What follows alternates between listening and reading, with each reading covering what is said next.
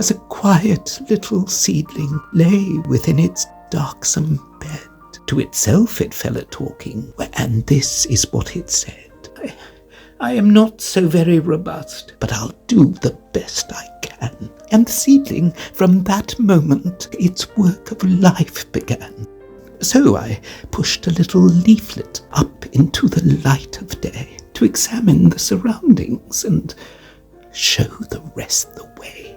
The leaflet liked the prospect, so I called his brother, Stem. Then 2 other leaflets heard it and quickly followed them. To be sure, the haste and hurry made the seedling sweat and pant, but almost before I knew it, it had found a plant.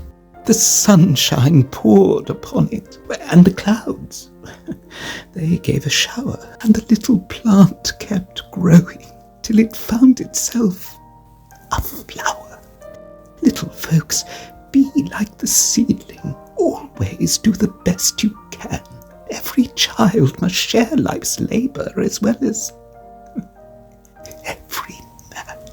And the sun and the showers will help you through the lonesome, struggling hours, till you raise to light and beauty virtues fair